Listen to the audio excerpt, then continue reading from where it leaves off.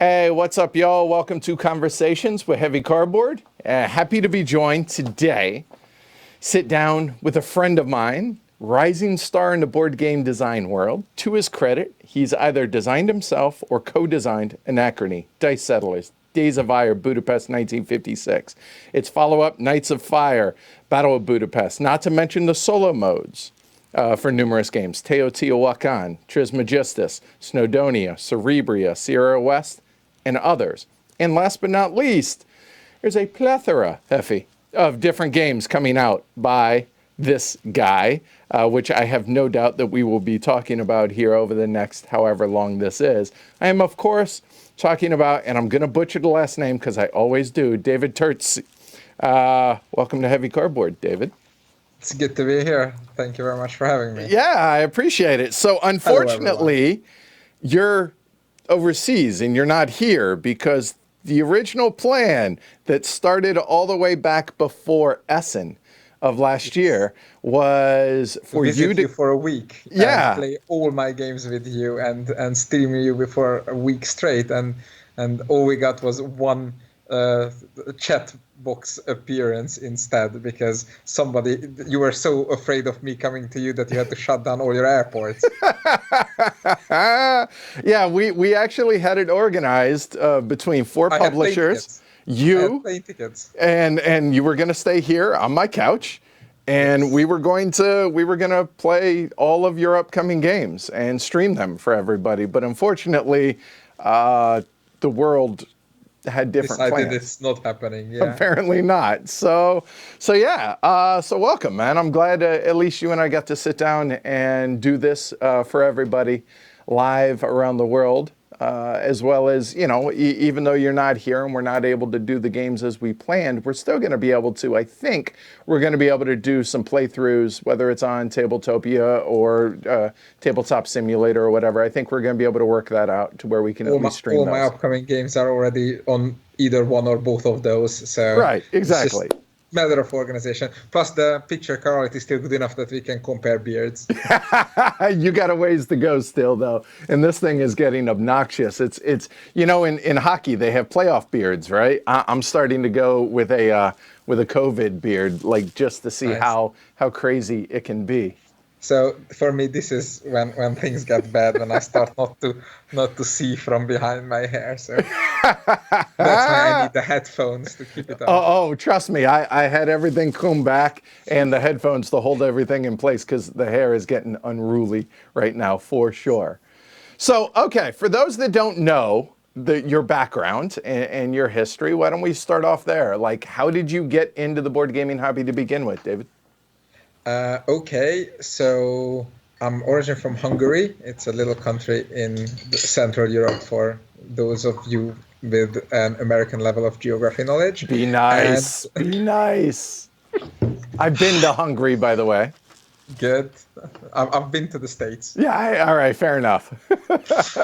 and I've started board gaming for like anything more serious than Munchkin, probably, I want to say 2009-ish with Battlestar Galactica, because where else? Okay. And one summer day of, I think it was 2010, a friend of mine who was part of my regular Battlestar Galactica group called Mihai Vince came home from a summer holiday and said, "Hey guys, I was bored on holiday, so I designed a board game." And as you do. And I was like, I'm the loudmouth, the leader of the group, as you do. So I was like, cool, let's play your game. And then the small suggestions on how to make it better quickly evolved into me helping him finish it. And then after me and my partner at the time moved to the UK in 2012, through a series of random chance meetings, the game ended up being published with Ludi Creations under the name Redacted. So that's my comic book backstory.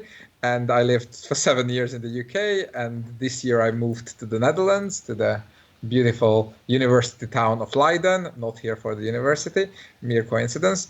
And since then, my taste have been evolving. I moved from 4-hour interactive Ameritrashes, I moved on to the two-hour-ish heavy Euros.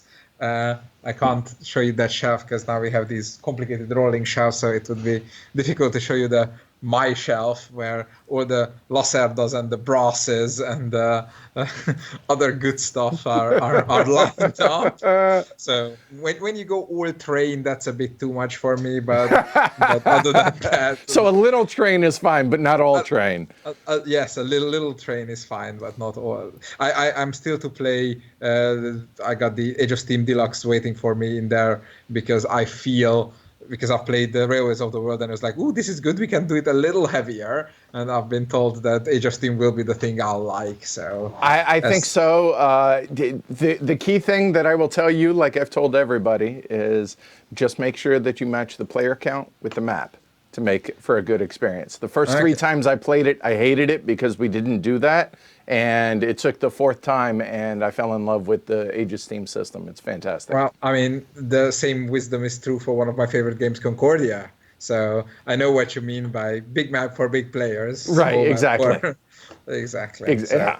So, okay, so how did you get started with solo? Like, what tickled that itch? Like, what made you want to design, hey, I'm going to do...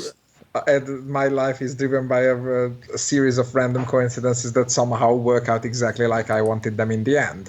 So solo mode, Minecraft back in, 2016, 15, I don't know, I'm bad with years, when we were setting up the Anachrony campaign, they were already on the rise. They had Tricarium with their 3,000-ish backers, but they were not yet the powerhouse that they're today, and they asked me what sort of stretch goals I would recommend for Anachrony, and I was like, I don't know, do we want to do a solo mode? And they're like, what's a solo mode? How do you do that? I'm like, I don't know. I've seen Viticulture has one. Let me play it and figure out what a solo mode is. And I've played Viticulture solo mode, and of course that's the game where Morten Monrad Peterson pretty much invented the modern genre of automas. So it's like the forerunner of everything that comes before. But me not knowing this and lacking any reverence for the subject matter, I went, yeah. And I asked myself, how could I make it a little more intense? Because for me, the most exciting board game is when I'm thinking so hard how to outsmart my opponent that, I can't even sit down, and I'm shaking with excitement to see whether I'll have enough actions. And when you play against a simple bot, it's like, you take your action, you flip a card, then it takes one of the actions, and that's the one I wanted to take, damn. So I said, okay, Anachrony, big complicated game. Let's make a solo mode for it that makes you feel smart. And through 2 or 3 iterations, I ended up with the state machine where you could see that its next action it's gonna be one of these 6. And then once it took that action, the state machine refreshed, and then it was a different 6. Okay. And then, yes, of course, it's because Anachrony was a good game with a good solo mode, but people started coming back saying how great it is that you can know what the bot does. And I was like, okay, let's do that again. As opposed to it being like just a random, it's going to go anywhere, but to where you might not know exactly what it's going to do, just like a human, but you can kind of... Exactly. If I play a game against you, I look at your player board, I say, you have a titanium, you might be building, you have enough active workers, and you're not collecting administrators, so you're probably not gonna... And I want to have that thought process again when playing against the bot. And then I had a few more bots which were more like exploring how this goes. The Petrichor bot, the Days of Fire bot, those are all nice and getting better. And I think when I did Die Settlers and Teotihuacan back to back, like within a week of each other, that's when it clicked. And it's like, so figure out the exact interactions and automate those and make everything else simple, and give a bit of hint. The bot may do this or may do that, and then give a random curve, not a flat curve, a random curve that is most likely that it's going to do these 2 actions, but it might do those 2 actions. And if you notice, Anachrony doesn't yet do it. It had 6 sections and it was a flat curve, but that's one of the many reasons why we went back to Anachrony and did a new solo mode for it in the new expansion that comes this year, because I've learned so much from solo design since. And I wanted to make sure that my most well-known solo meets these requirements that today I make up to anything. And when in 2018, again, I'm so bad with years, I quit my day job and wanted to become a full-time designer / developer. And I went to all my publishers saying, hey guys, I need a bit of money per month so that I can pay the mortgage and not starve to death. And they were like, cool, sure, we love you, we'll pay you, but what can you do? Okay. And one of the top features I put on the table was like, well, I did a solo for Dice Settlers and Teotihuacan, I can just design a solo for all your games, I guess. And Board and Dice, Mind Clash, at the time for a while, Ludi Creations and Alicat Games, and then I switched over to PSE Games based on what games we make, because those two make wonderful games, but my skills were too heavy for them, and pretty much I started adding solo modes to everything. And then other publishers were like, hey, you make solo mode, can you make one for us as well? That's how I got Europa Universalis. And then I started picking famous people with games on Kickstarter, like, ooh, can I make a solo mode for you? And that's how Kanban EV and the Foundations of Rome happened. And, so it's success breeds success. And the funny story I always tell is, I don't play solo. I don't even like playing solo. I don't have the attention span to sit by myself a table for X hours and just say, okay, it's the bot's turn. What comes now? The moment that happens, I'm like, okay, let's do something else. So it's like I am not disciplined enough to play solo modes, but I've listened and I've seen enough, and I want to give it back to the community who loves it. Well, okay, so that I can't help but wonder now, you have successful designs under your belt for entire games. You've done that. You have successful co-designs with something like Tekkenu as well as others. But also you design these solo modes. So that it feels like that's 3 different hats that you're wearing. And I imagine, and I don't want to speak for you, but I imagine those are 3 completely different, almost different modes of designing. Can you talk about that? Interestingly not. It's because the way I see it, there are 3 ways to design a game. Either invent something new, tell a story, or just make it better. And I'm definitely in the middle camp, and I've worked with people who are in the inventor camp or the telling a story camp, and it's amazing to work with them because ideas come flowing from them, whereas I start with something, I want to say mediocre, and just look at it and say, no, this can be better. No, if it did that, it would be even better. But if it did that, it would be even better. And just, so to me, designing one of my own games is starting from a wouldn't it be cool and then developing it. While starting from somebody else's game is just developing it.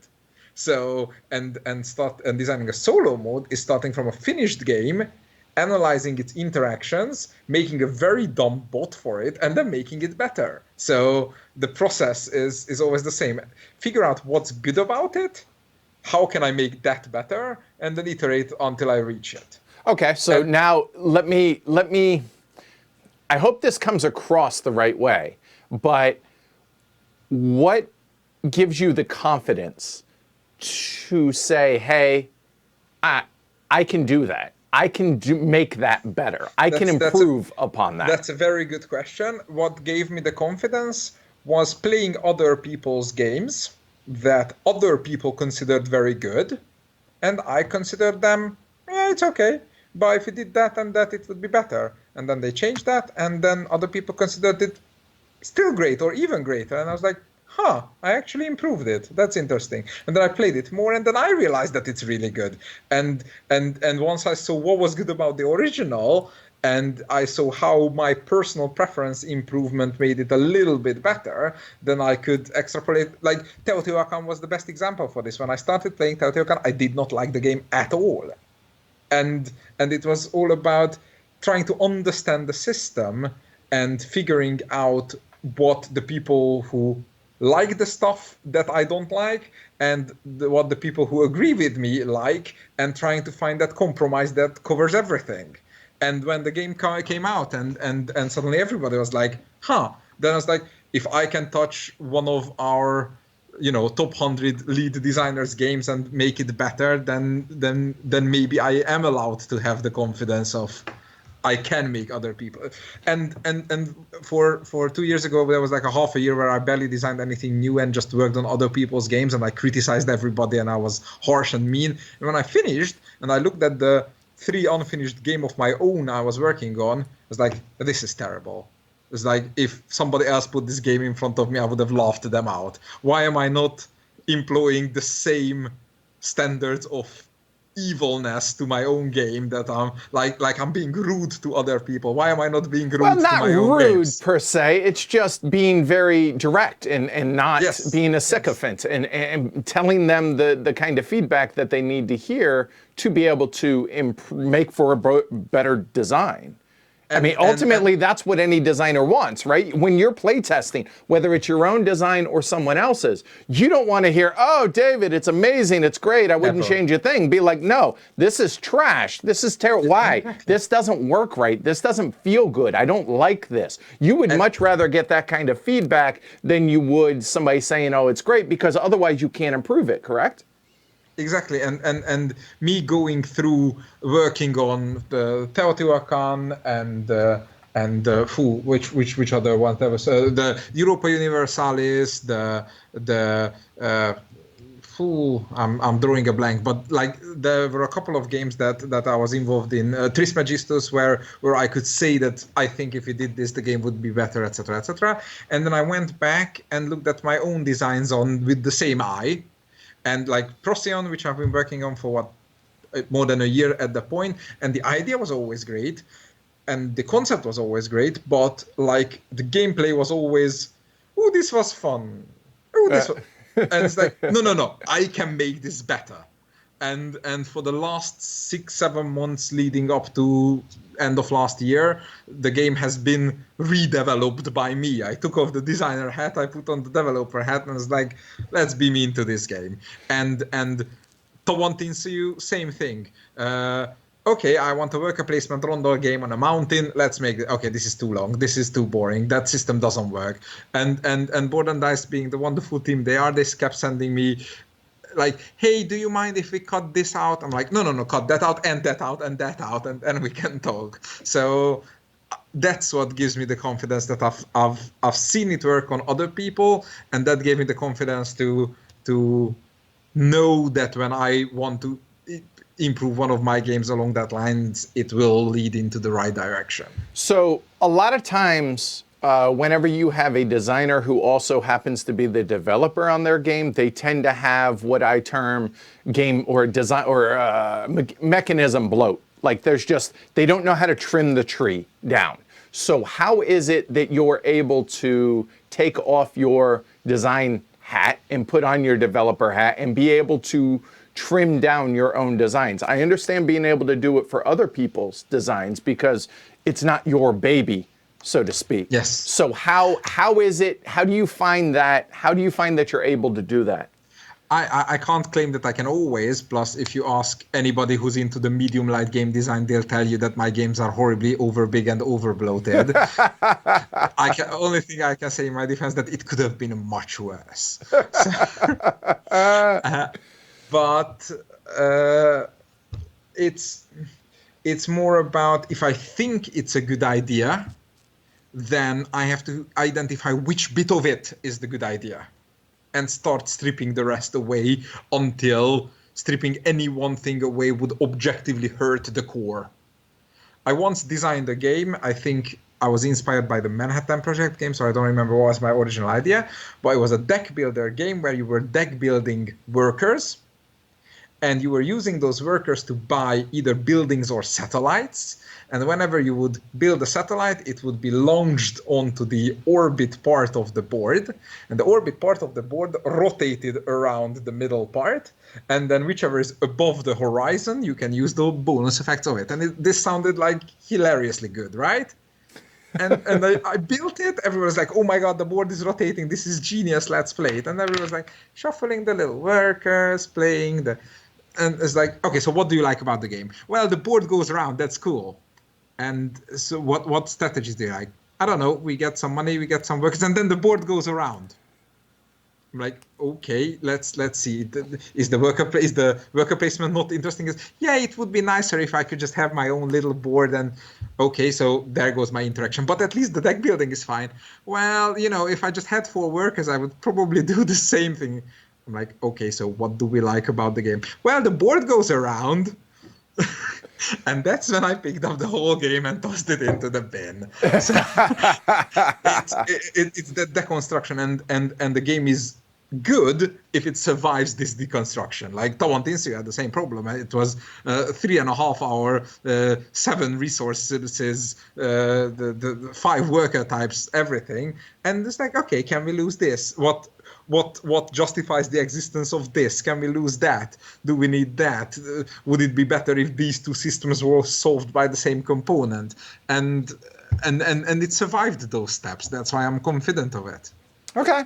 So are you receptive to that negative feedback? Not negative feedback, but the corrective criticism whenever people are playtesting your games, you as both the developer and you at both developer as well as designer? There's always the question of my designer hat. Why is this in here?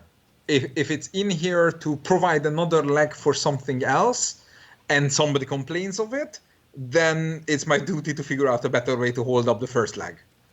But if it's in there because it's my goal and they don't like it, then maybe the game's just not going to be a good fit for them. Exactly. Right. And especially when I do something more to the, either too much to the middle, like Procyon, which is a war game, Euro game with Ameritrash elements and low randomness and high shooting. So if anybody complains about the too many explosions happen on my turn, then clearly that's your fault. Whereas somebody complains about not enough things happening on turn 1, then that's a problem I need to fix, because I want it to be a short and compressed big game. Therefore, I want every time a punch to happen. So I don't know. It's no exact science. I approach it in a very artsy sense, and of course I'm a lot less confident by myself than I sound on these interviews, so don't mistake it. It's a constant battle of, did I do this right? Is this terrible? And luckily being surrounded by competent publishers and competent playtesters and my private solo development group and people like that, it helps when they tell me that it's good. All right, fair enough. What inspires you for your designs? What is it that... When another game disappoints me, those are my greatest inspire. When I see a game that I really want to love, and there is 1 or 2 things in it that makes me go, then I ask myself, can I take that one gem that I loved in that game, put into a completely different casing that has nothing to do with the game I took it from, and run from it? Dice Settlers, that's the best example of this. The gem in the middle is the back building of couriers put into a housing that's the actions of eminent domain. Hold on. When I was getting ready for this interview, I went to your profile page on BGG, and specifically, I'm too mean. There's a quote in there from you that says, "Dice Settlers, how could I make couriers good?" And I was like, yes. That's David in a nutshell right there. So yes, that is yes. That's how it happened. Or with Procyon, I never kept it secret. It's the idea of Queen's Gambit, Memoir 44 with Gungans, the dual board and how do I commit my resources, but 0 randomness, with the asymmetry of Vast, but without the learning difficulties of Vast, with the simplicity of Quartermaster Generals on your turn play 1 or 2 cards, but without the abstractness of Quartermaster Generals, and all this with the card mechanisms of 3 or 4 different games without the baggage that they bring. So hold on, let's talk about that a little bit. We'll talk about Procyon then for now. It's on Kickstarter right now. Please go back it. It is from PSC, correct? Games, yes. All right. So with Procyon, you just mentioned, I want to grab this from this, I want to grab this from this, I want to grab this from this. What, like, do you just wake up and then you picture, if I grab this, and this, how can I make that game? Like, how does that even come about, man? A shower, usually. Seriously, okay. So from first idea to a 60% design doc, that's about 45 minutes, and then from the 60% to 80%, that's about 3 weeks of intensive work, and then from 80% to 100 is 2 years of shoveling. All right. So what was the inspiration with Procyon then? Like, truly, what started the first thought then with Defense of Procyon 3? A friend of mine working at Modifius asked me why I haven't pitched them a game yet. I was like, okay, what game do you want? It was like, well, we have this Achtung Tulu line. So I downloaded the Achtung Tulu PDF. I scrolled through all their lore and went, why is there no game where, while the American the Cthulhu hunters are being surrounded by the Nazi zombies and a Russian tank division is flanking them to provide support. And then I wrote this up in 2 pages. I sent it to Modifius. They said this is insane, and also we have a minis game for coming out to that line, so talk to you next time. And when a week later I had a meeting with the CEO of PSC Games, he was like, so do you have any game to pitch? And I was like, well, you make minis, and I wanted to make a minis not quite war game that everybody called me insane for. Do you want to take a look at it? And he was like, yeah, what theme it is? I don't know. I don't know, what theme do you like? Starship Troopers? And then I created 2 giant hex maps, put the minis on, started playing. It's like, this is boring. Let's toss out 1 hex map. So for a year there was a area control map on the ground and a hex map in space, and then we got to the point where the game works, everybody loves it, and then I taught the game to Nick Shaw, my frequent collaborator, and we played 1 round on the ground, then we moved to the space, and he was like, okay, so I want to shoot that ship there, and then he stared at the board for 25 minutes and then took the wrong move. I was like, okay, so that's not how spaceflight will work either. And then another year later, the game is done. So for me, it's from that original idea of 1 player controlling 4 heroes, facing the masses coming at you, and there is 1 person controlling those masses and having to trade off whether it attacks in a location or makes special moves. And then there is a bad guy defender trying to keep the small battle enclosed, and there's a good guy flank coming in with the huge armor punching through. And this is still the description of Procyon, is just instead of tanks, it's now spaceships. Okay, all right. So while I was working on it, I was like, could I remove that randomness? Could I remove that randomness? And occasionally playing other games, and I played Gloomhaven and went, ooh, that's cool, but why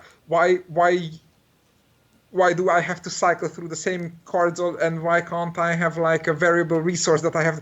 Thus the idea of pick a die from your dice pool that says whether it's all combat or all tech or somewhere half between, and then do a Gloomhaven with it, comes from the combat mechanism from the Armada, comes from my own Knights of Fire. I stole from myself with the draw 6 cards, half goes into your hand, half goes into your combat deck, and when you shoot, you flip from your combat deck. So Procyon was very much I knew how I wanted it to look at the end, and I evolved towards it. Okay, so it was very much a process, almost working backwards, to where you knew what you wanted at the end, but how do you go about getting there? Yes. That was where the work, if you will, of designing the game. There was a point in the middle where the asymmetry was falling apart, and people were either not caring about the other side or shackled together. And I was like, okay, what's the best asymmetric game on the market? Root. And I went at it, it's like, okay, Root did this well, this well, this well. I'm like, so if I fix my problem like this, my problem like that, yep, I just got Root. That can't happen. And then the mere challenge of solving I don't want to say vast problems, but like the same challenge that Root solved, but in the exact opposite direction, set the bar so high that I couldn't jump it with anything short of what I considered perfect. That's ambitious. Yes, that's why Procyon took me a little over 2 years. So every design is your baby, I understand. yes, do not ask me which one is my favorite game. Well, it sounds like Procyon. Procyon is where I poured most of my soul into it recently, yes. Okay. It sounds like this is the game that you have been chomping at the bit to design. Yes. Well, I already have the next 3 that I want to chomp bits at, but yes. Fair enough. Excavation Earth has been a completely different journey that came from an idea that my wife at the time had, and I just kept serving her tools to put into the game, and then we got to the point where the game was good, not great, and then I put on my developer hat and hacked the game apart.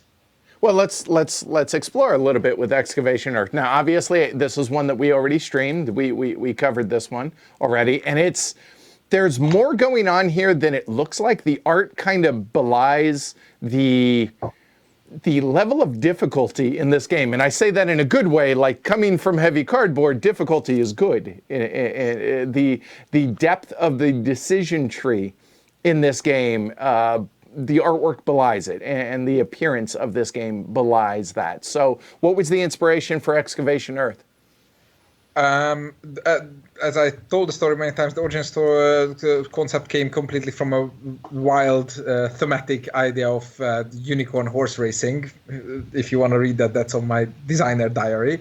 But when my ex-wife was asking about what should we put into the game, then I was like, okay, what do you like? What do you want? And she said, I like Glory to Rome. I'm like, okay, let's put multi-use cards in. Yes, but I don't like the randomness of drawing cards. I'm like, okay, let's put card drafting in. Okay, but I need a bit of objective of what I'm trying to do. Plus, the Lords of Waterdeep is nice. I'm like, okay, let's put set collection in. And when the first unicorn was finished, then and it was not telling the story that your brain needed to process to be able to make decisions, and we turned it into you are archaeologists digging artifacts and selling it to the museums, then I added my bit of design to it with the colored meeples lining up and showing off the popularity. But the original turn structure was extremely unfocused. It was like, let's draft some cards, let's put some cards down to influence the which colors come out, the market, right? Then let's play some cards to then move around. Then let's play some cards to dig up the artifact, and then let's and it was and that's when the last bit of influence clicked in place, which was brass, which was since every step needed cards for something. I was like, why don't we unify this into take two action? Everything that was a step before turned into an action, and when you take an action, you discard a card. But because we had the multi-use cards back from Glory to Unicorns, it all made sense. So Excavation Earth was not a I have this exact vision, this is the game I need, nor oh my god, this is a brilliant idea, done. If you ask me about Tekkenu, I have examples of that too. But Excavation Earth was very much about, let's keep throwing ingredients into soup, taste it, respice it, taste it, respice it, and keep spicing until we get to somehow fine dining. Now, because I had a bit of a unique perspective on this one, because I got to see a little bit more in the behind the scenes with Jess, obviously helping out with with everything on stuff as well. But I had seen the evolution of this and how changes continued to be made even while the Kickstarter, because the Kickstarter is still going on as well. There's like 48 hours or so left on that one. Because head of Mighty Boards, Gordon, is a master of narrative and storytelling. And whenever I swept something under the rug in the name of Euro math, don't worry about it. It was like, yeah, but nobody understands these words you're using. And when he gave me a phone call and saying, I'm cutting half of one of your actions out because it doesn't make sense, and it would set off an insane rage in my mind that you're destroying my game, then 5 minutes later, I was like, okay, but if you do what you want to do, then how do we make it better? And then, so he took it from here to there, and then I moved it here, and that was perfect. So because of that, we brought in the extra chef to make sure that it is not just smart, but also makes sense. So do you enjoy collaborating more than you do on your own? Yes, because it sounds like it. I mean, you should see your face light up when you talk about like that phone call with Gordon. Yes, at the time there was lots of shouting, but wait, with you? No. Oh, polite shouting. I know. Both you and Gordon, that would have been a fun conversation to be a fly on the wall for. Yes, I definitely want to co-design a game with him in the future. Now knowing what I'm up for going in, but yes, I'm definitely like the very least I need a design teddy bear to bounce off, like, you know, to tell all the ideas, and then teddy bear sits there and looks at me, and then I'm like, yeah, thank you, that was great talk. So the very least I need a design teddy bear. I prefer lead playtesters or homegrown developers that understand me enough to, even if they can't design the other half of the game, they can challenge me to do so. And you're receptive to that. I mean, yes, you're fiery. Now, that's the thing. Like, you're extraordinarily opinionated. And the way you talk about your opinions, it comes across sometimes as, no, I'm right, you're wrong. But up until the point you convince me otherwise, at which point I will fight exactly as feistily for your opinion. All right, fair enough. So you are receptive to that. So you need somebody to be able to stand up to that, to be able to challenge your ideas and to say, hey, this isn't better because of X, Y, and Z. And then you're like, oh, yeah, okay, yeah, you're right. And the moment that switch happens, because I don't care about whose idea it is, I care about making it better. Okay. So if anybody can give me a better idea than what I have, I'll do that and I'll fight for it. All right, I appreciate that. I think there's something commendable about that, and it's something that I'm learning. Other people that tends to be for for people that like artists, I guess. They tend to be that way. And I've worked, without naming any names, with some people that occasionally are considered difficult designers, and they all love working with me because I'm difficult on their side. But you know how, so and obviously to me the greatest this stellar what's the word? The stars just aligned was when I first met Daniela in 2018 Essen, when Teotihuacan came out. Daniela Tassini, you're talking, right? Yes. Yeah. And after he told me that he really wants to work with smart people because idiot developers often change his game, like whatever rule change he disliked about Teotihuacan. I was like, yep, that was me, and I can tell you why I took that out. He was like, we should design something together. and that brings us now to Kenneth. And in November of that year, a month later, I sent him an email saying, look, if I'm going to co-design a game with Mr. Tolkien, then I would like something to go around. He was like, okay, what do you want to go around? I'm like, well, I liked the idea of photosynthesis, but it was too mathy for a light game for me and too light for a strategy game for me. Since then, I've had wonderful chats with Hjalmar about it, and I understand what the game is. It's just not for me. It's fine. I was like, so I want the sun to go around and cast a shadow on the actions, and as the shadow goes around, the prices of the actions change. I was like, let me get back to you. 4 days later, I got an email with an Excel spreadsheet saying, positive, negative, unavailable, unavailable, negative, positive, negative, negative, positive, positive, negative, negative, negative, negative, negative. That's a dice drafting system. I'll help you figure it out later. And that's the birth of Takenu. That's Takenu. And 2 weeks later, I understood after a long Skype call what he explained in that spreadsheet. I was like, cool, I'm now going to buy a plane ticket. January 3rd, 2 days after New Year's, I was in his apartment. 3 days later, Tekken was finished. Not designed, finished. When you say finished, what do you mean? We showed it to Board and Dice. Board and Dice immediately signed it and said, could we make it a little bit shorter, and could we condense the information on the market? And that was that. And that's the game. That's the game that I played at Gamma. Yes. Okay. All right. Awesome. That's impressive. So how was that experience then with Danielle? Obviously, it was a one-of-a-kind moment where all of our ideas just shined. Well, hold on. You say it's one of a kind. Was it? I mean, I've had moments of clarity co-designing with other people, but never to this level. But who's to say that's not the way you guys just work together in general? I mean, like, I was supposed to fly to him next month before this Corona thing happened, so his 2021 game will only have me as a solo designer because he had to finish it without me. But I'm sure that for 22 or 23, we'll do some more games together because we really enjoyed torturing each other's brains. But you don't have to have one of the best designers around to have such a realignment, because I also like to tell the story how Rome was built in a day, because Rome and Roll was also one of those one-day games, but that got like to 85% in one day, and then it took us a few months to finish.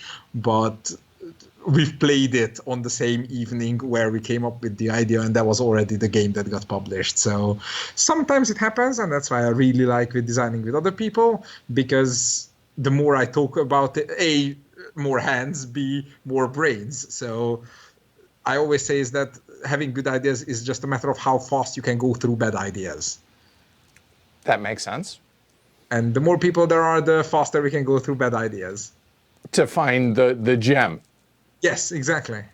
And, all right. And that's that. So and the next game you're gonna ask me about is Perseverance, which is the epitome of picking an unattainable gem at the top and spending years climbing towards it. Okay, so we're talking about the four. Well, we're starting out talking about the 4 games basically that you were going to come out and play, and it just so happens to work that way. So okay, yeah, let's talk about Perseverance then with Mind Clash. So real quick, so Excavation Earth is Mighty Boards. Defense of Procyon 3 is with PSC.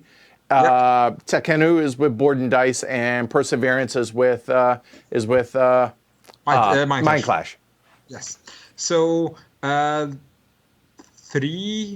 years ago, again, I'm terrible with years, I took story starts even further back. Many years ago, when Redacted came out, I was working on Ludi Creations' booth as the designer bouncer. So when all the good-for-nothing designers would come to say, "Please publish my game," then they would first have to get through me.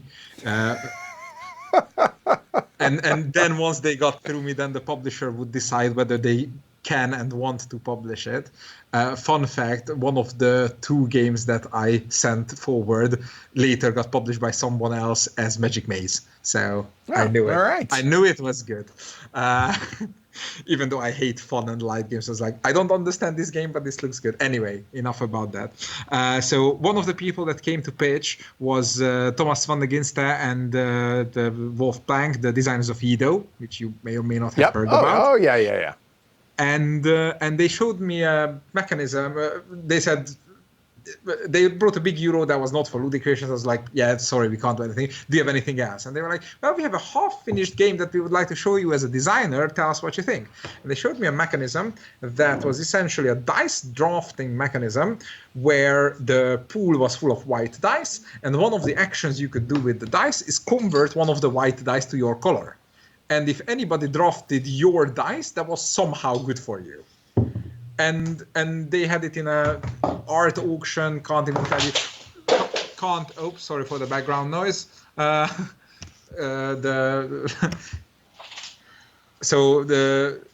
I asked them, why is this in an art auction game? I want to tell a story with these dice. this feels like I'm convincing a group of people to believe to be on my team. And we're like, okay, let's do a Euro game about some democracy. Don't do Greeks, don't do Romans. Those are all boring. Everyone's done that a million times. Nobody likes modern American politics. What else can we do? I don't know. Iceland had the democracy for 1,200 years. Let's make a game about Icelandic democracy. So Obviously. I mean, that would have been my go-to. There, I don't even know how that's a discussion. Yes. Greeks, Romans, and Iceland. Yeah, I mean, Obviously. Icelandics. Icelandic. Yeah, I think. Yes. I think. Go with it. And, All right. and over a year and a half, we finished this game called Thingvellir, which is the parliament field in Iceland. Okay. And it was about the dice are the tribesmen, and you have to convince them to change to your side. And every assembly, when the dice pool empties, then whoever controls more sides of the board gets bonus points. You can build buildings and you get resources, and you can invest those resources on the raiding ships, and the raiding ships are filled cooperatively, but whoever fills it the most gets bonus points for it, and whoever captains it triggers the score, etc., etc. And I took it to Mindclash, and Mindclash were like, okay, this is different, let's publish this. And then that year, Feast for Odin, In the Name of Odin, and Jorvik came out back to back. Well, so, there goes the Norse/Icelandic being original. Yes. So Mindclash, ever the theme team, went, we still love the game, the Vikings have to go. And I was like, okay, so we need a closed society of few people that are big enough to have a evolving democracy where they build out their capital and they face external threats to fight against. 3 weeks later, I got an email saying... Dinosaurs! So 3 weeks later, I got an email saying ocean luxury liner cruiser of 3,000 people have capsized on a mysterious island, and they can't leave the island, and they decided to stay. And they built a city, and you're now trying to be the leader of that city, which all goes well until the city is attacked by dinosaurs. I mean, if it can't be Icelandic... And I was like, that's fine, but why are we filling raiding boats to fight the dinosaurs? That makes no sense. They're like, yeah, you're right. Can you toss the boats and design a adventuring system on the island instead? There goes my entire 2018. Or 17. Yeah, my entire 2017. And Thomas and Wolf and me spent... and like literally a year just coming up with the adventure side of an existing game. We finished the game in 2018 May. We took it back to Mindclash. We're like, we're ready. It's very funny that you named the city Perseverance. That's the perfect title for this game. We've been suffering for it for 3 years. Let's publish it. We played it. Everybody loved it. It took an hour to teach and 3.5 to 4 hours to play. All right, I'm in. We were like, yeah, Edward will like it, but nobody else. And Richard and the theme team wrote this amazing backstory of how they got to the island and how they built it up, and that the officers of the ship are now the elders of the community. You know, it's like, and the game was not focused on this because this was written after we designed the game. Right. And we were like, we need a simpler game, and we want to tell more of the story because the story is too good not to tell. And then one of us had the crazy idea of, let's make a tutorial game. We'll take half of Perseverance and redress it when the city was smaller, and that will be the prequel and the tutorial. We built that game. There goes my 2018, and it was terrible. What made it terrible? That the half of a good game is not a good game. Okay, fair enough. That's what made it terrible. But by that point, Mindclash was so into this idea of an episodic game where you have a small game, then you have a bigger game that shares some mechanisms and then doesn't, and then another even bigger game, and like will ease people into our big game, that it was like, no, this is the selling point of our game. We have to have episodic content. And Victor and Richard, the leaders of Mindclash, being amazing game designers themselves, they were like, could we I don't know, design a new game using that area control dice drafting mechanism you guys have going on Perseverance and make it simpler. There goes my 2019. So in 2019 September, somebody saying we have to playtest Perseverance was like the thing that could have made me cry. And then, when at that point we had 5 designers on the project, and then one of my lead playtesters, Anthony Hagego, who is a published game designer and game developer of many, many publishers, he was playing it with me, and he was like, "Have you played Lowlands?" I'm like, "Why?" Oh, sorry for the cat tail. That's awesome. That's that made the whole interview right there. Nothing like a little cattail to make your day better. All right. And he said, so how about it worth more point to defend those areas of the city where the other players have built more villages? And we're like, okay, good. Now we have 6 designers. So and by November, by Essen, by literally the week before Essen, the game clicked. It's like, this is just like Perseverance, takes half as long to play, has half as many rules, half as many systems, but it's a thematic prequel. And then in January, we sat down and to design episode 2, that's between the 2 games, and sheer process of elimination, just crossed off every bad idea we tried either with episode 3 or episode 1, and designed episode 2 in mere months. And it's basically been Victor and me having phone calls every week saying, have you tried this? No, that doesn't work. Have you tried this? No, that doesn't work. And what remained, and now we're just about finishing, I have the last design meeting with all 6 of us on next Wednesday about episode 2, and now episode 1 is already ready. We're building the reviewer copies. I'm assuming you might get one. I don't know if you play nice. So this insane story, how that one dice drafting mechanism from 6 years ago, I don't even remember. It's like balladistic ancient times, evolved into 3, soon to be 4 unique games that all have a thread running through them. And it's like, yes, there have been legacy games. Yes, there have been campaign games. Yes, there have been many games in a box. But you've seen the level of, and it's not even me. I'm not trying to claim fame for this. This is Victor and Richard's drive of no compromise. This is a heavy thematic Euro where every single rule is there both for balance and for thematic reasons. And if either of the two didn't make sense, we rewrote the other. So, no compromise. From a 90 to 100 minute episode 1 to a 180 to 230 episode 3. Curve, balance, story. It's saying that it's a non-destructive legacy game is not even coming close to the amount of... It's literally releasing 3 or 4 games that feel familiar, but they're all different and they're all good on their own reasons. And it's not like, oh, this is a side expansion for the other one, etc.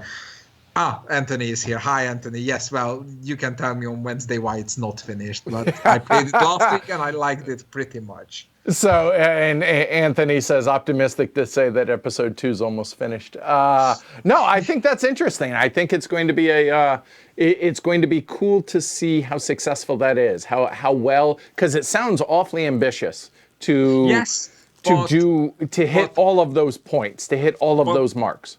But Minecraft learned from its own mistakes, because Cerebria is an excellent game with an ambitious presentation and an ambitious concept of a 1 to 4 player game that's a team game, whatever player count you're playing at. But what made it smart and what made it good was interwoven into 17 things. And those 17 things were tug of war, area control, combat in a Euro game, which for people who appreciated it was amazing, and everybody else was dumbfounded by it. Whereas now we're doing dice drafting, dice placement, straightforward area control, and dinosaurs. And those are easy to get good things. So it sounds to me that you're all about taking mechanisms and bending them to against their will. Yes. So is theme always secondary to you? Theme inspires. Theme Okay. doesn't design.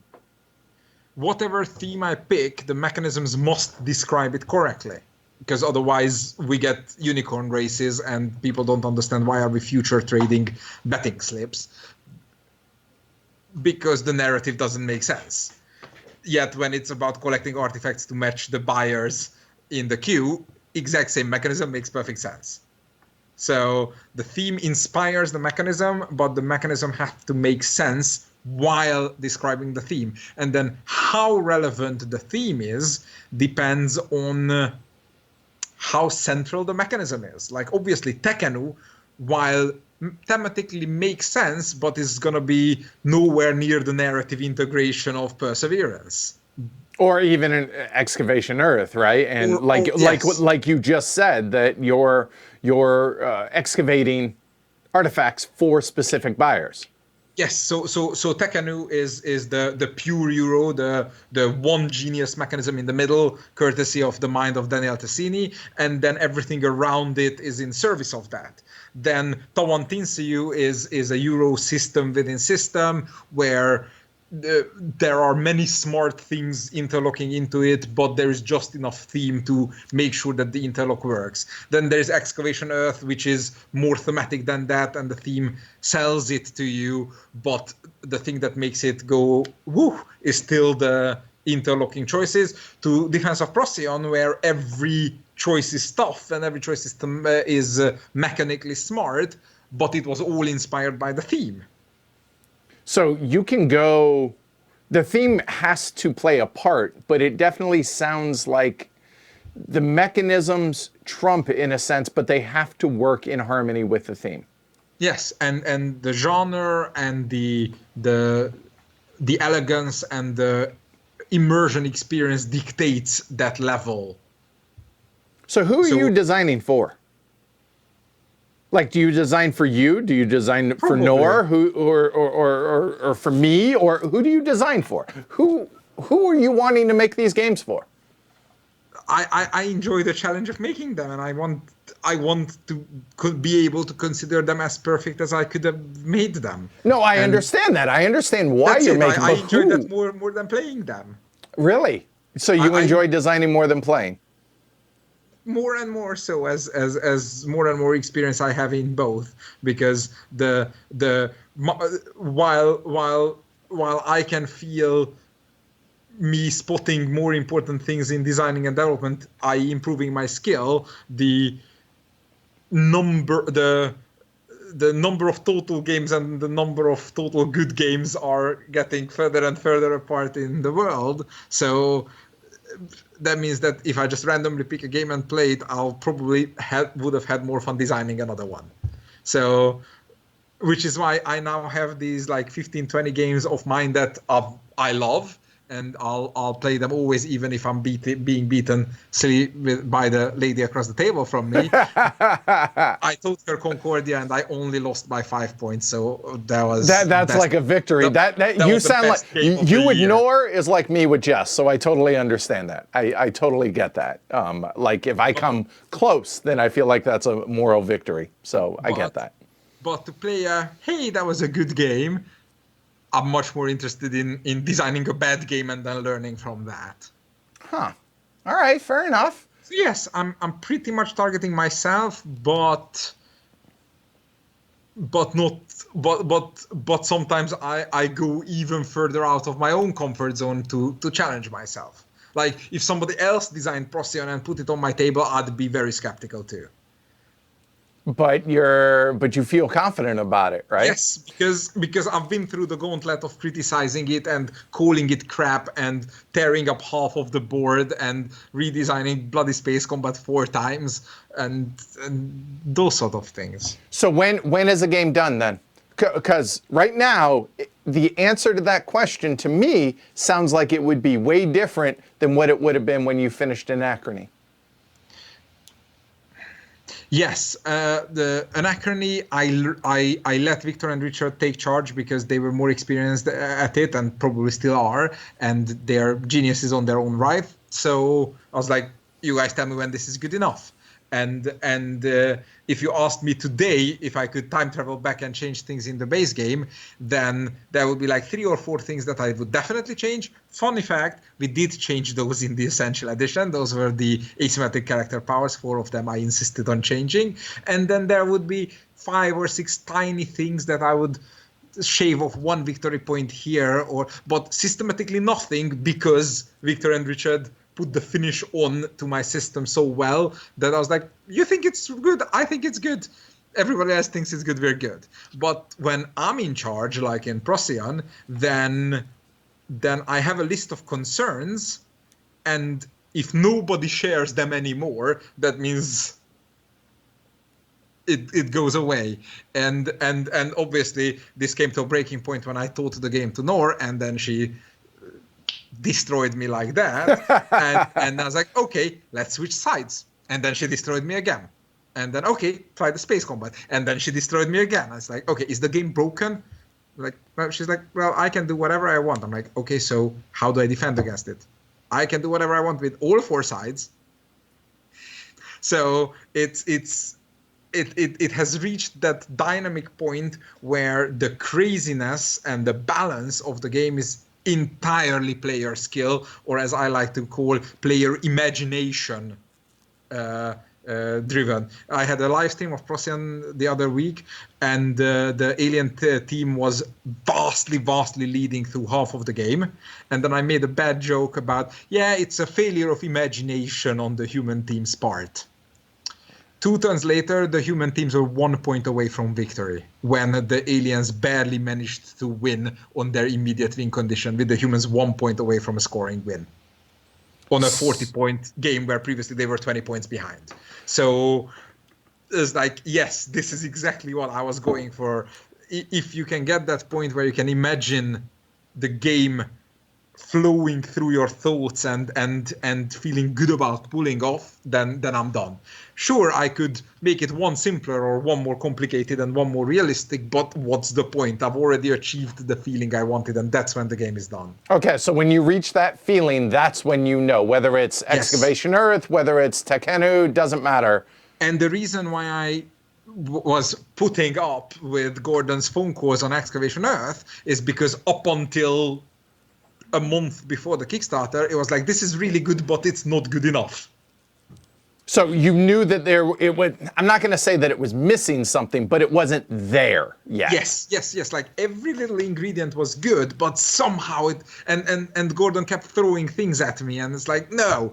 And then I threw things at him, and he went, no. And then eventually we found that. So, and then some backer asked us, why are we selling an unfinished game that we were playtesting 2 weeks ago? And I had to take a big gulp of politely explaining to him that that's not how any of this works. Right, exactly. And I'm glad that you said that, because that was kind of where I was going with this, that when that was the impetus for this question is, and I'm always fascinated by this, because you talked about how you have evolved as a designer, especially when it comes to the solo modes, how if you could go back and redo, and it sounds like you're going to, the solo mode with Anachrony, right? Because you've learned the characters and the solos, yes. Right. So when do you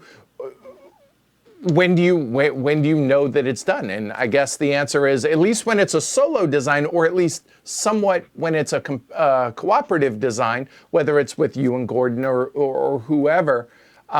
It's when you reach that feeling. And it's not necessarily just making it better. It's sometimes always the choice of the developer's choice of what to leave in and what to leave out. And when we finished Dice Settlers, and I love that game, but all the interactions in it were not direct negative, not screw you, but racing to cut the other out. All interactions were cutting out. And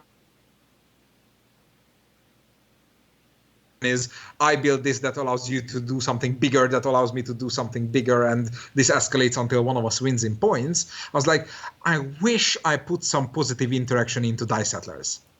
Okay. And that's what the expansion is all about. 2 out of the 4 modules is introducing you doing something that is good for me as well.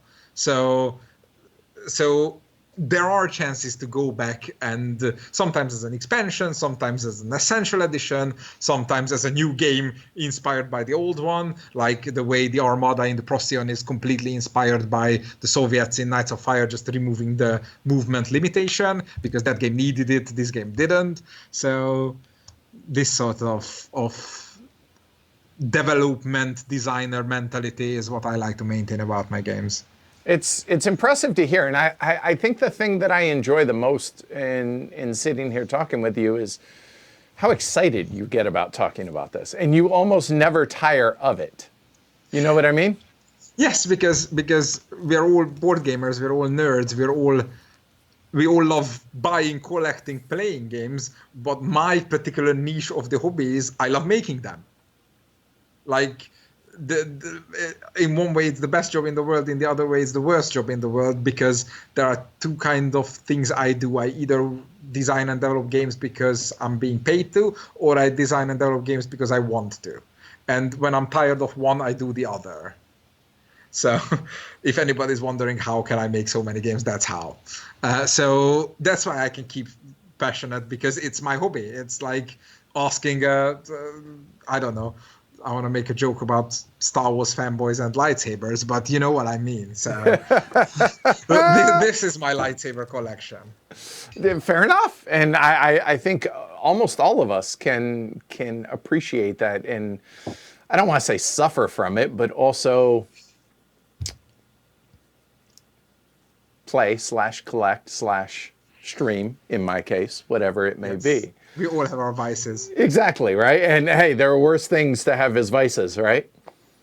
So, okay, so you have 4 games currently that are either on Kickstarter, 2 of which, one of which is going to, I believe, be a traditional publish, and another is coming to Kickstarter later. So talking about Excavation Earth, Defense of Procyon 3, which both of those are on Kickstarter now, Tekkenu, which is going to be traditionally published, not on Kickstarter from Board and Dice, and then Perseverance is coming to Kickstarter later this summer sometime, right? Yes, and then at Essen, Tawantinsiu is coming again through traditional means. Okay. And then you have the not new version, I term it right for Anachrony. Essential edition. There you go. All right. Smaller, cheaper box with all the frills moved out to expansion boxes, and 4 or 5 character abilities and 2 evac conditions redesigned for balance. All right. So is there anything else that's... oh, no, the other big T word that I can't pronounce. Tawantinsiu, yes. Say it again. Tawantinsiu. Okay, exactly like you just said. So talk about that one. It's a rondel worker placement game where the board symbolizes an Incan mountain, a Peruvian mountain, and you place workers onto the mountain, and depending on which level you put it on, because the village is on the top, so the farther away you go, the more expensive it is. But once you place a worker, it never comes off. The workers aren't player colored, they are occupation colored, and then if you place a worker next to another worker of the same occupation, you get stuff. But also the places are marked by the icon of the Incan gods, and to go there you have to play a matching card. But if you have a statue for that god, when you play the card, you get an extra bonus. So it's like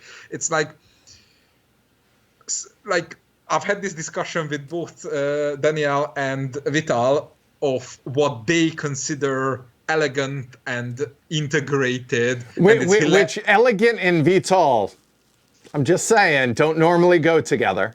Not like exactly like Daniel favors one big mechanism that is elegantly describes the fundamental choice. Vital likes to describe the system in cogwheels, and they both say that the other is really smart, but I wish he didn't do that.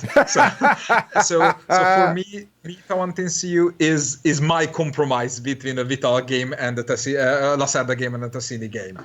But also, it's my first proper worker placement game since Anachrony, and that provides a huge challenge because whenever I'm faced with the choice of what works best, I have to resist the urge to copy paste it from Anachrony. So is that to make it different, or is that as a personal challenge to yourself to be like, I would need to keep progressing. I don't want to rest on and go back to the well. Exactly. I've always said that if it was up to me, I would never design 2 games of the same genre. Now, look and see, I managed to go 4 years without designing a second worker placement game, but bam, now I've given it up. So because there were other games that involved workers being placed somewhere, like Venice or the dice placement in Perseverance, but they're all fundamentally not worker placement games. They have something else driving them. They have that aspect, but that's not the core mechanism. Yes, is what you're saying. Whereas right? Someone Thinks You is a worker placement game, full stop. Right. It has a rondel on top, which is very cool because when you move on the rondel, not only you get an action, but everybody else gets an action, because lead follow is now one of my favorites for some reason. Piggybacking actions type stuff, which again, that's something that Vital very much features in a lot of his games. In Lisboa, most notably, right? Well, I mean, there's that. There's Gallerist as well. That's right? Kick Out. That's Kick Out. But it's still a piggybacking action in a sense. Yes. And where was I heading with this? So yeah, that's very much like it looks like an Italian Euro. There's a temple track in it. You have to feed your workers. You're collecting cards to enable your action. So it very much feels like an Italian Euro, but the way the systems interact is very much like a Lacerda Light. And the thing that you collect your workers and you collect your other thing that allows you to place your workers. If I said Geniuses and Exosuits, you would recognize that that's inspired by Anachrony's 2-phase placement. So it's like I see this Tolkien, Vinnos or Lisboa and Anachrony, and then I wanted to put Tawantinsuyu in the middle. I'm in, because when you mention, yes, I'm totally in for that, and that's coming from Board and Dice. That's supposed to be Essen this year, Essen, I think, yes, right? Yes. Again, everything written in sand, given world conditions and everything, and because it's a Board and Dice, going to be showing it off here on the channel, so I'm looking forward to that. Commenters are asking when Perseverance is coming to Kickstarter. Midsummer is the current public word. Yeah, and Meeple Overboard asks, I heard you brought a lot of discussion on making sure Teotihuacan was more thematically and culturally accurate. How do you research them to make sure of it? Well, that makes me sound a lot more smart, sensitive, and theme guy than actually. All that happened was that on the initial theme draft, the turn clock, somebody drew a Spanish ship at the end, and I went like, "Yeah, you're off by 800 years." So that's all that happened. And then when it came, okay, what do we call the turn order attack? And I was like, these are Mayans or Olmecs or something. So solar eclipse. So hence the eclipse track. So yes, I named the eclipse track in Teotihuacan, but like, don't make me out to be the theme guy. I have Dave Kirkhope for Petrichor, or Richard Amman for the Anachrony and Perseverance, or Gordon for Excavation Earth. So it's usually the other guy is the theme guy. Procyon is the only time when I came up with the theme, but that's because I came up with everything there. One more question that I have, getting back to solo games, because given the current, I guess, world climate with everything going on with COVID and everything and the social distancing and all of us being quarantined or whatever it is you want to call it, solo games obviously have gotten a much bigger spotlight than they had previously. Not to diminish, but it's obviously a much bigger thing now than it was, say, 6 months ago.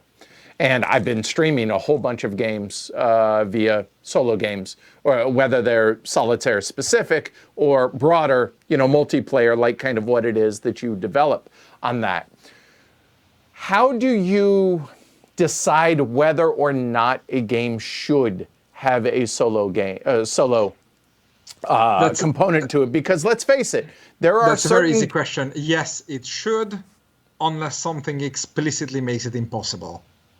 Why? Okay, expound on that a little. Bluffing, double guessing, as in simultaneous card play where it's rock, paper, scissorsing to if the opponent play. So that, bluffing, player-to-player pricing, bidding, not necessarily bidding, you can do form of, you say how much you're willing to spend first and then you reveal the prices, which is what I've done in the Edo co-op. So there are a few mechanisms that are pointless to do against the bot. There are a few mechanisms that the bot is really bad at, most notably spatial reasoning. Although I have managed some weird stuff on that. I used to have hidden movement on the list of impossible things, but I should put a caveat on that saying as long as hidden movement can be abstracted away, it can be solo moded, because Knights of Fire had block war game elements to it, and when you play against the bot pretends to not know some of your pieces, but the fact that against a real human it's actual hidden movement doesn't factor into the bot's play much. And then this year I did something even crazier. The Sniper Elite, the board game, which has now been pushed back on Kickstarter a few months. It's a, the way I would describe it is it's a very, like, not very heavy, but like a heavy version of something like Letters from Whitechapel, like Letters from Whitechapel with guns. And it's really fun, and obviously I'm terrible at the deduction hidden movement element of it, but I went, well, if you want to play it solo, then turn up the heat, because obviously the bot will roughly know where you are depending on how well we teach it. Either knows exactly where you are and moves towards you, or knows roughly where you are and moves in your direction. But as long as it's not, as long as I can let go of that, you must figure out where I am, then I can keep every other mechanism of the game and make a solo mode for it. So as long as the figuring out bit is not the only central decision you have to make, i.e. it's not just Letters from Whitechapel, then I can probably make a solo mode for it. But that doesn't answer the question. That was good, and I think that's interesting. Should it? Yeah, exactly, because I believe... No, see, I disagree on this, because I don't think that every game should play at every player count. You know what I mean? Obviously, a 3 to 5 player or 4+ party game, those are all... we're not even discussing solo modes for okay, them. let me just throw out a game. Possible, yeah. Right, like a dominant species, right? Which plays best at, I would argue, 4-5, probably ideally, because of the interaction and everything else. I don't know that I necessarily want to play that with less... I would twist the game, but if the publisher tomorrow came to me saying design a solo mode for dominant species, then I would design an automa deck that blocks the worker placement spaces while... Sorry, Kitty's making noises. While on the board, to use a mechanical term, a zombie horde is coming for you. And I would make you make the same decisions you make in dominant species, but not approach the 6-player dominant species, but approach the 2-player dominant species where you're each controlling 3 factions, right? And you have to figure out how can you hurt more of it without only boosting one of yours. So I would make you play 3 factions against a zombie horde, and the worker placement spaces get automod, and your job is to min-max your 3 factions against the zombie horde. So okay, damn it! Now you just gotta do that for me, just because. Well, shall I send you a bill for how much it would roughly cost me to design and develop a solo mode for dominant species? Like, honestly, hire me. That's awesome. No, fair enough. I don't know. Maybe you can make a. It sounds like you can make a compelling argument for making these as long as you're willing to make small compromises on what you consider to be the central bit of that game. Mm-hmm. Every game that doesn't involve double thinking, negotiation, or like any sort of player to player things that a bot obviously can't replicate, is what you're saying, right? Yes. All right. Wow. And the other thing is that very low interaction games are pointless to be made bot controlled because it won't matter what the bot does to you. Right, because it's not impacting how you're playing. It doesn't matter. Yes. If it's multiplayer solitaire, it doesn't matter, right? And very high interaction games don't need bots either, because your brain will blow. Because I really tried it Cerebria, I succeeded, but barely. It was a photo finish.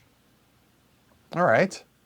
And then there's, of course, if an automa is not enough, there's always a proper wargame AI, which is what I tried to do with Europa Universalis, that I sketched out a big, super complicated wargame flowchart AI, and then put on my automa hat and simplified it to the point where it wasn't perfect opponent anymore, but only took a small encyclopedia to run instead of a big encyclopedia.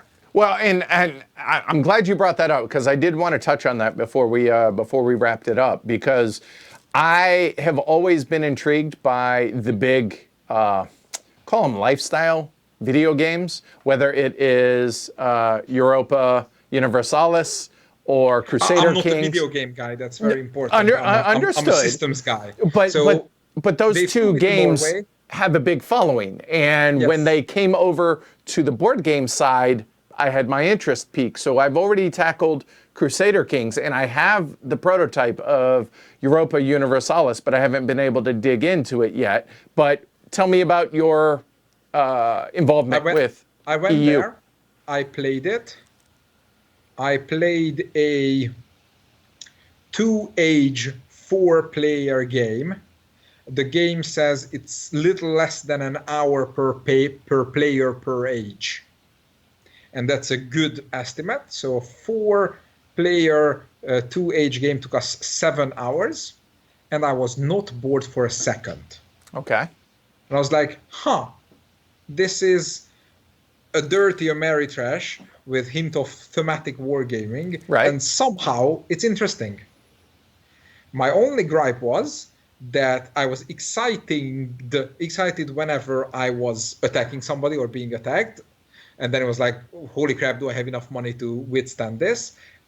And I was excited when I was mathing out a combo of how can I spend my remaining 7 monarch power on getting that tech or that colony before the end of the round. And every other time I was just doing my little things. And I went to Ivan, the lead designer, saying, you want me to design a bot for this, but in order for the bot not to be pointless, you want to care about every move or almost every move the bot makes. Can we focus the interaction a little bit more? And he had these event cards, one event card randomly dealt to every player at the beginning of the round, which was very thematic, very historically accurate. Every faction had their custom events, and if somebody else triggered your custom event, you still got something. And I was like, I don't like that these are randomly dealt. I don't like that I don't get a choice in them. And if I have a cool event and somebody else draws it, then I get penny for them. Can we focus it? And I put Virsindas Volk on the table for them and showed them the card drafting mechanism of Virsindas Volk. The next day, Ivan came back with a completely redesigned 60 card event deck, and we put it on the table, and all that changed that on your turn you had to pick up one of your actions in the round had to be to draft exactly one event card, and every event card had an A or B choice, and every special event was designed that A was good for its owner and B was bad for the owner. So suddenly it was like, do I draft your card to trigger the bad event on it? Or do I draft a neutral event so that I make the choice on it? Or do I wait until... And this one line of change that I requested after one play focused the... It added a classic Euro interaction into a pure Ameritrash thematic war game. And I played it 4 more times over the next day and then the next week, and it was like, yes, I now want to play it. I'll probably be still the person who wants a 3-4 player 1 era game, maybe not the first era, the second or the third era. So I'm not the fanatic who wants to play a 6-player 4 era game for 22 hours, because that's not me. But but the game was really good, and doing my little thing of can we make it one better, and I've worked more with Ivan since on things I cannot yet publicly name, and after this I handed him here's the rough idea of how the solo mode should work, please balance it because I've played your game 3 times and this needs to be played a little bit more, and since then he sent back a 20-page solo booklet for custom logic for every single faction. So an Austrian bot behaves differently than a Spanish bot. Oh, that's awesome. I laid out the framework for him, but I designed I think the French or the British bot and nothing else. Okay. And then he's like, I see what you're doing, and he just kept on going. And then he kind of ran with it from there. You gave him the framework to go from. Yes, exactly. So European Universalis was special because I was dropped in cold into a very hot project, and it was a exciting and very unlike me, but very good situation, and it was lovely to work with Ivan. And a cool experience, it sounds like. Yes, and my first proper war game AI, but still an automa smelling one. Okay. So all right. Yeah. Well, good stuff. I'm looking forward to that. I really, really am. All right. So a couple more questions here from chat. So Daryl asks, Procyon is described as a war game for the Eurogamer. Why? Why would you describe it that way? First of all, extremely low randomness. Second, it's mechanical trade-off. Basically, to me, a war game is about simulating a high-level situation and then playing out the details. And Ameritrash is about living the story, and the Euro game is about interacting with mechanisms and finding your way through tough points of I want to do both of those things. And Procyon has this. Procyon, you move units and fight, but the way you move them is, here are 3 cards, here are 4 cards, pick 3 of them and play the top or the bottom for each. And you want to do all 8 of those options. Right, of course. So the way you make choices is the way you make choices in the Euro game. It's not like I want to get here, shoot you here, then I want to move you, shoot you. No, that's not the choices you want to make. The map is a slope to the middle where you want to shoot everything in the middle. It's how you get there is yes, there is bag building, but because some of your always available actions is refine your bag, and some of the actions your opponent can do is either shoot you or add a white cube or a bad cube to your bag. So it's the Euro trade-off choice is the do I want short-term gains or long-term build-up.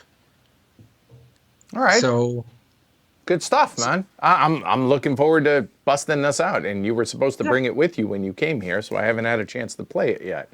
So blame the little viruses for it. Yeah, I know, literally and figuratively. I hear you. Doug asks, what's your favorite magician and their power in Trickerion and why? I know that before the Academy expansion, it was definitely the Gentleman, because back then when I played not with the pros, then it was not obvious for many people that you need to not go to the theater with your magician so often. But once I started playing with other pros that all knew that out of 7 turns, 3 or 4 times you should not go to the theater, then it became a less obvious good move. Of course, I helped design the 4 characters in Academy, so that biases me a little bit. I really like the one that lets the secret be used for one of the apprentices. Yeah, these are the first 2 that came to mind. Okay, all right, fair enough. And JJ, to follow up on the earlier one, says, so Euro games is always having a lot of choices and a lack of time. Yes, having more things that you want to do everything you can't, and having to prioritize and figure out which is the best path. Yes, exactly. Okay. And that walks hand in hand with low randomness, because if you don't do something because the game told you to screw you, then it didn't feel like it was your choice. Whereas for me, it's always my choice, and I wish I chose the other one, but I also wish I chose this one, and I chose correctly, and no and yes and no and yes. So that dilemma, the central choice. I think the thing that I like the most about the way you have talked about designing games is it seems that you want to remove randomness as much as possible and give player agency. Yes, but randomness very much has its space. That's why people ask don't me, get me wrong. why- I mean, I'm why not is saying a- to where it's a zero randomness, but I'm saying No. to where you make it all about player agency and player decisions there are and three going dice- from there. There are 3 dice being rolled in Anachrony. The paradox die is there to generate I dare you situation, the I dare you to warp 2 tiles. But if you do, you'll definitely roll. So you might put 1, but even if you put 1, you might roll. So if I would always punish you for putting 1, then it would make you play even more conservatively. But because even if you play brazenly, sometimes it doesn't bother you because of the die roll. It gives you that yeehaw attitude. So the paradox die is there to create dares. The research die is there to force you to pivot occasionally, because it's an action drafting game. It's a straight up worker placement game. Therefore, it would be obvious how many actions I need. So if there's one amazing super project on the board and all of us have nothing for it, then whichever of us can get 3 cubes, a construct action, a travel back in time action, and 1 breakthrough in fewer actions will get it, full stop, always. But by adding a die to it, and sometimes you need 1 action to get the breakthrough, sometimes you need 2 actions to get the breakthrough, everybody's like, I'll keep up this option, and if he rolls badly, I'll swing in. So See, and I feel like that's an acceptable level of randomness to me, I guess. And then the third randomness that we're adding with the next expansion, Fractures of Time, is the blinking die, the fracture die, is there to make something not possible to be mapped out, because in Fractures of Time you can buy extra actions. And if you buy 3 actions, I penalize you with something that costs you 2 actions to get rid of, then you know that your net gain is 1 action. But if I say every time you buy an action, you have to roll a die which has an increasing chance of penalizing you with something that costs you 2 actions to remove, then will I push my luck 1 action, 3 actions, 5 actions? That takes the math out. But it's still player agency. The players are Yes. still choosing to incur that Yes. risk. So Yes. that's what I'm saying. Like that, and I appreciate the fact that you are looking to make it player-driven decisions pretty much across the board. Yeah, and I think that's a good epitaph for me, and good high note to end it on. Is there any other question No, people are asking? that's pretty much it. But before I let you get out of here, I ask everybody that sits down for a Conversations with Heavy Cardboard series of 6 fun yet thoughtful questions. You have to answer quick which fire. is my favorite card in Glory to Rome. No. Favorite off the top of your head. All right, you ready? Yeah. All right. How old would you be if you didn't know how old you are? The 24. I don't know. If you could master one skill that you don't have right now, what would it be? It could be any skill. Understanding what other people want more without having to ask. Okay. All right. If you could have dinner and conversation with one person from history, no matter what, who would it be?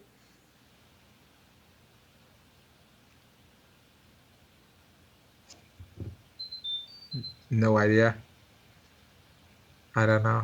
Someone fun. John Lennon. Okay. All right. What are 3 things you want more of right now? Could be physical, could be characteristics, could be ideas, could be time, could be whatever. Definitely time, and a few playtesters tied to the chairs at all times. All right. What do you appreciate most in your friends? Their willingness to put up with me. Okay. And what's your absolute dream job? What I'm doing right now. Okay. All right. Fair enough. Fair enough. Good stuff, man. This was fun. And by the way, you're now living in Leiden, and that's I was there because actually Joris from Splatter lives there. Yes. And yes, I I've stayed. heard, haven't met him yet. I stayed with him a couple years ago on my trip to Essen, and Leiden is an amazing little town. I think it is. If the world ever reopens, you're welcome to join again. Yeah, it's beautiful. It's the cafes there, the restaurant. It was an awesome time we had in Leiden. So I haven't been outside much yet. Farewell, because you just moved there, right before I all moved this. here, then I was busy for a month traveling for work. Then I came back, and then they shut down everything. So Yep. I was like, yeah.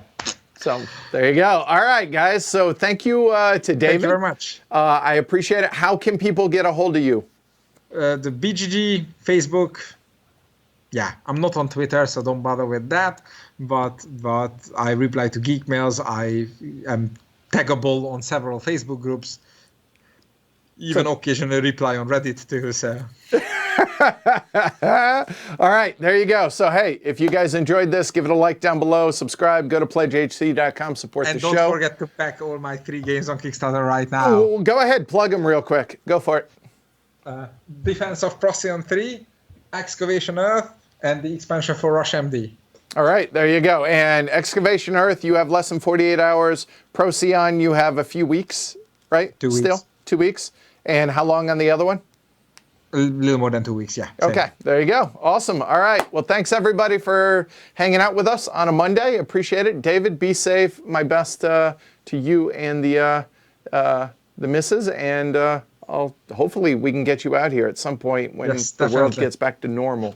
I'll promise to publish half a dozen or more games next year too, so that we can line something up. All right. Good deal. All right. Take care, everybody. See you around.